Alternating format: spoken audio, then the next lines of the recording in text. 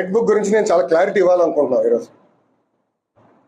నా ప్రతి స్పీచ్ చూడండి, ఎవరైతే చట్టాలు ఉల్లంఘించి కార్యకర్తల్ని ప్రజల్ని ఇబ్బంది పెట్టారో వాళ్ళని నేను వదిలిపెట్టాను అని స్పష్టంగా హామీ ఇచ్చాను. మళ్ళీ రిపీట్ చేస్తున్నా, చట్టాలు ఉల్లంఘించిన ఓకే. జోగి రమేష్ గారు అబ్బాయి ఏం చేశాడో ప్రజలు తెలుసుకోవాలి. అగ్రిగోల్డ్ భూమి పత్రాలు తీసుకుని ఫేక్ పత్రాలు సృష్టించి అతని పేరుపై ట్రాన్స్ఫర్ చేసుకుని అమ్మేశాడు. అగ్రిగోల్డ్ బాధితులు చాలా మంది ఇప్పటికీ ఇబ్బంది పడుతున్నారు.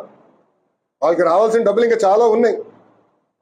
అగ్రిగోల్డ్ భూముల పైన ఫేక్ పత్రాలు సృష్టించి అమ్మేశాడు, డబ్బులు సంపాదించాడు. అంటే యాక్షన్ తీసుకోకూడదా? తెలుగుదేశం, జనసేన, భారతీయ జనతా పార్టీ ప్రభుత్వం రేపు లిక్కర్లో కూడా యాక్షన్ తీసుకుంటాం, ఇసుక దండాల్లో కూడా యాక్షన్ తీసుకుంటాం. అంటే అడ్డగోలుగా ప్రజల భూమి దోచేసినా మేమేం పట్టించుకోకూడదా? నేను ఆనాడు హామీ ఇచ్చా, ఊరూరు మాట్లాడా ఎర్ర బుక్ గురించి. ప్రజలకి నేను హామీ ఇచ్చా, ఎవరైతే చట్టాన్ని ఉల్లంఘించారో వాళ్ళని నేను వదిలిపెట్టే ప్రసక్తే ఉండదు అని నేను ఊరూరు మాట్లాడాను స్వామి. ఎర్ర బుక్ పట్టుకుని తిరిగా చూపించా ప్రజలకి.